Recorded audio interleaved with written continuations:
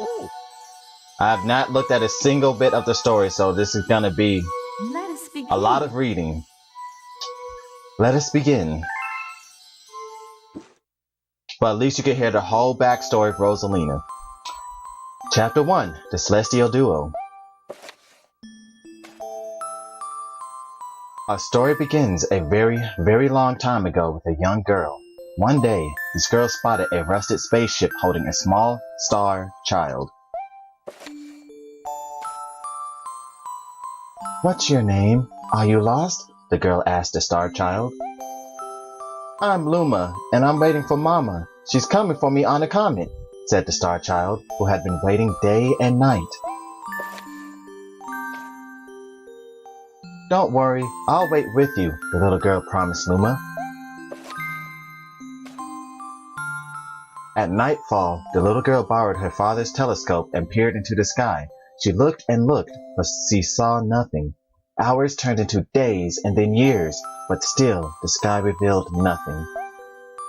Finally, the little girl sighed and said to Luma, "If we stay here looking much longer, I'll be an old lady soon."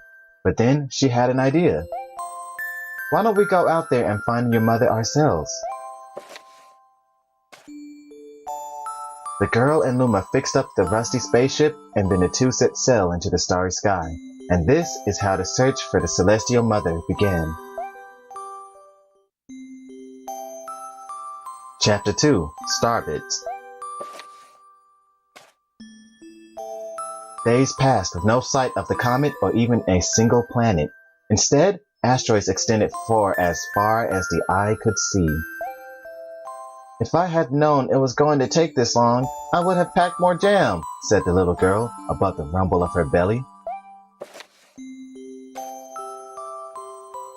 Before they left, she had packed all the essentials: telescope, butterfly net, stuffed bunny, bread, milk, jam, and apricot-flavored tea.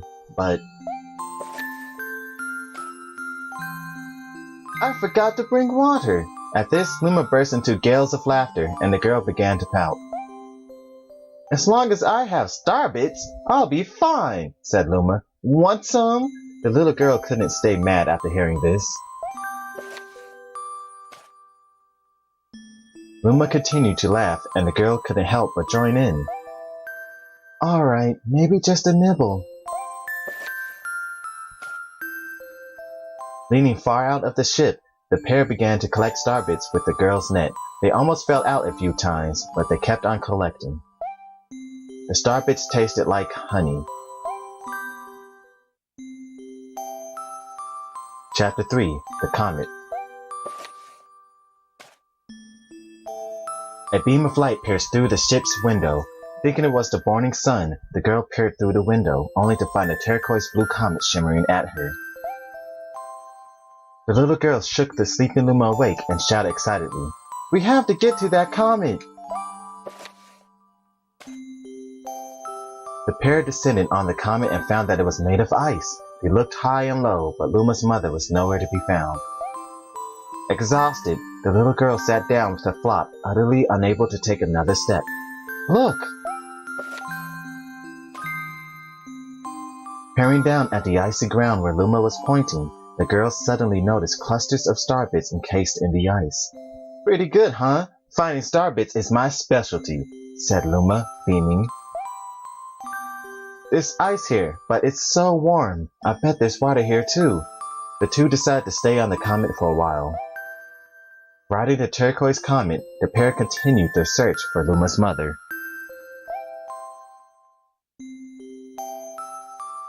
Chapter 4, The Dream. One night, the girl dreamed about her own mother. "Where are you going?" she asked her mother's retreating back. Without turning, her mother replied, "Don't fret, dearest. I'm not going anywhere. I'm always watching over you, like the sun in the day and the moon in the night."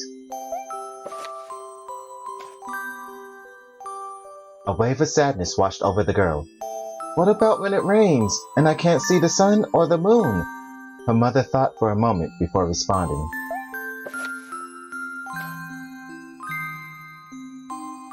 I will turn into a star in the clouds and wait for your tears to dry. When she awoke, the girl's face was damp with tears. You have star bits in your eyes, said Luma to the girl.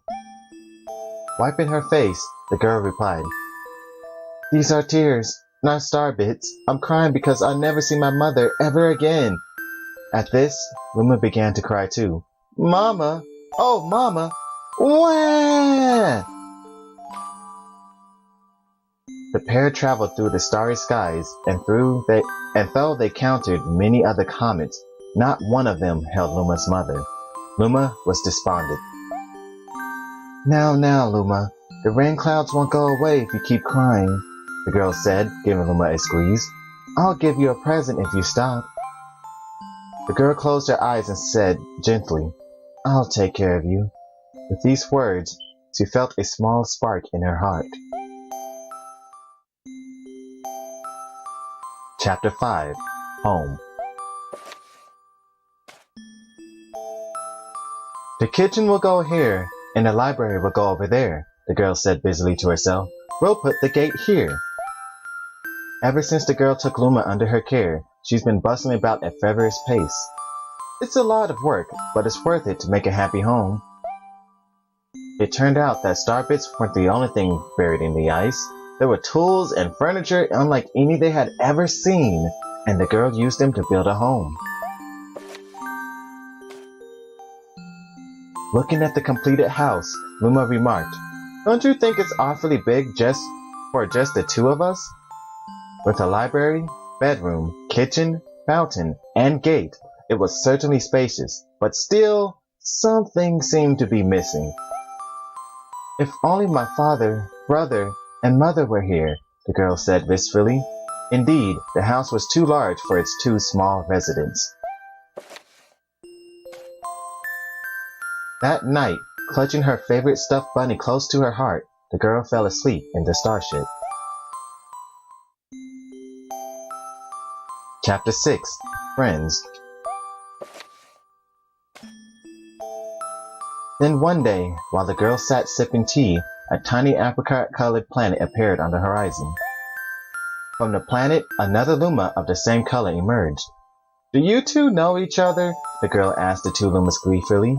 Despite the girl's excitement, they seemed uneasy. The two Lumas neither drew closer nor backed away from each other. Instead, they just stared. Then one Luma broke the silence. My mama!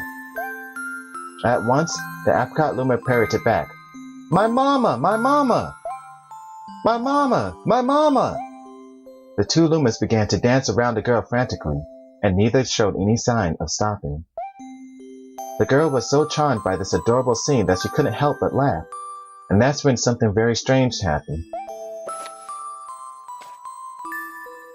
Suddenly, more Lumas began to pop out from the apricot planet. They were different colors, but they all shouted the same thing. My mama! My mama! The sight of all the shouting Lumas only made the girl laugh harder. What am I going to do with all these children? The Lumas just stared blankly as she doubled over laughing. I guess we'll have to name each and every one of you. Tomorrow, once she had finished naming them all, she would begin moving all the Lumas into the new house. Chapter 7. The Telescope. After seeing the 100th comet, a sudden thought popped into the girl's head. I wonder if my home planet is still as blue as it was. That's when she remembered her father's telescope. Peeking into the telescope, a tiny blue dot floated into sight. It was smaller than a starbit. How strange. It's so far away, but it feels so close. Seriously, that is an amazing telescope. I'm sorry, I just have to say that. She twisted the knob of the telescope and the blue dot grew until she could make out a grassy hill dotted with flowers.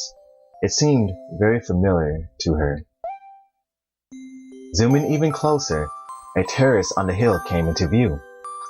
I used to go stargazing there when I lived on my home planet. She remembered rubbing the sleep out of her eyes as she followed her father up that hill to look at the stars. She remembered how she and her brother would sled down that hill. She remembered having picnics with her mother on that hill on bright and windy days. And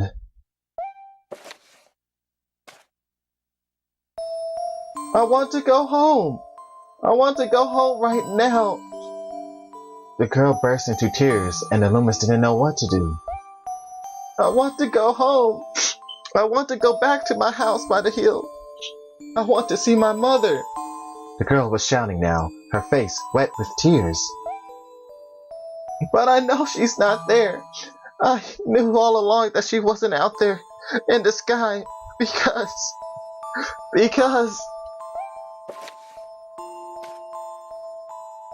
she's sleeping under the tree on the hill. The girl's cries echoed through the stars, and a hush fell over the area.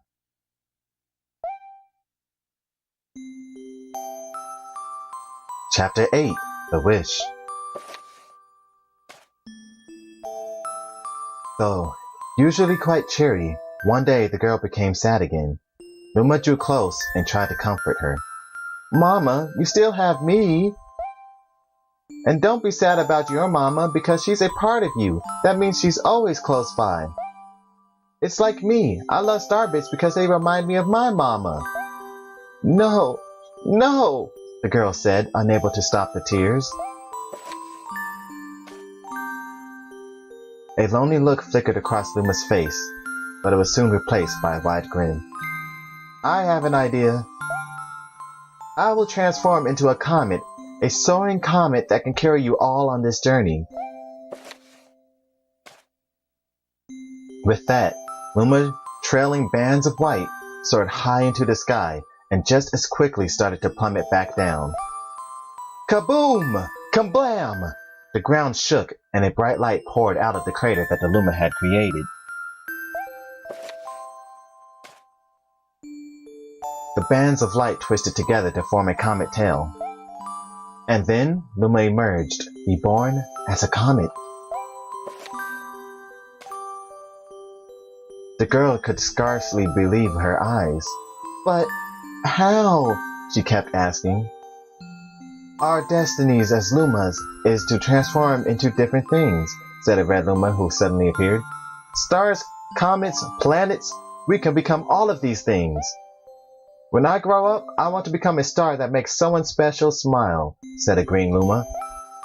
A blue Luma chimed in. That Luma turned into a real cutie of a comet, didn't he? All of the Lumas together said, No more crying, Mama! Thank you, said the girl in a whisper, and she pulled the Lumas close and hugged them. From that day on, starbits no longer fell from the girl's eyes. The comet set forth for the girl's home planet, its long tail blazing proudly behind it. Final chapter. Family. With its many Lumas and telescopes, the comet was quite a sight to behold. The girl and the Lumas were proud to call it home.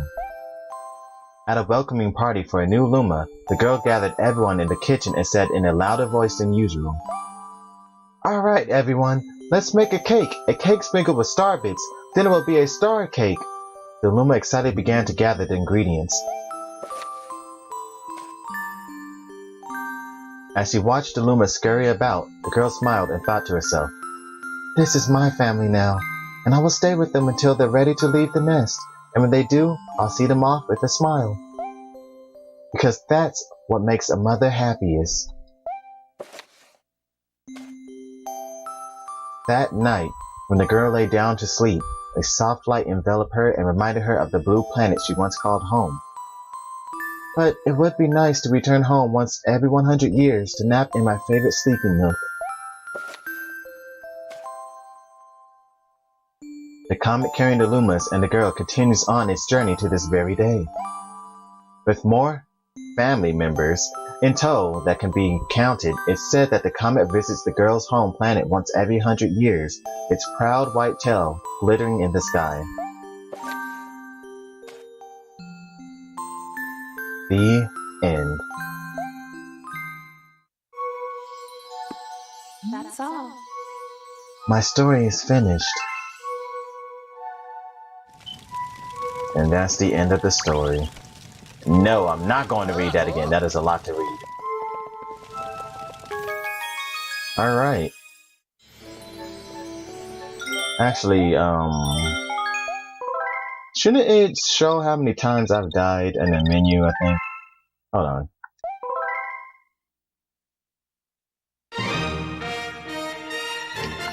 It's supposed to show you how many times you died when you beat the game 100%, right? Oh, look at that. Yoshi is like glowing. So let's see.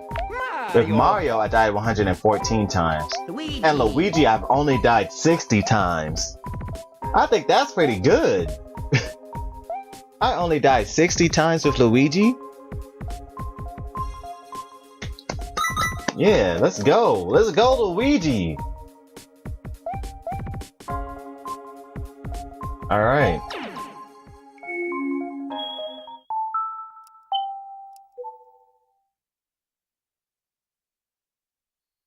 Now I gotta show the messages that were sent to the Wii message board.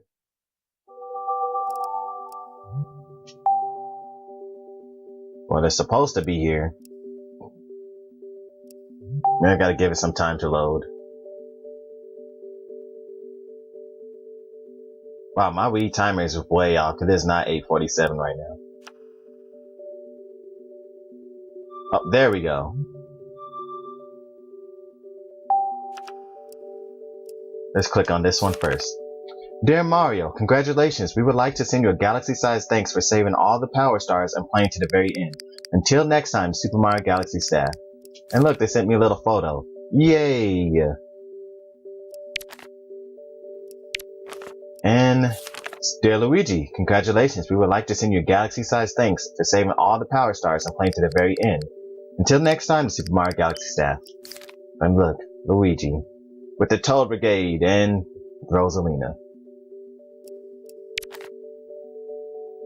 Yeah, Avalon, I know my batteries are about to die. But I already have other batteries charging right now.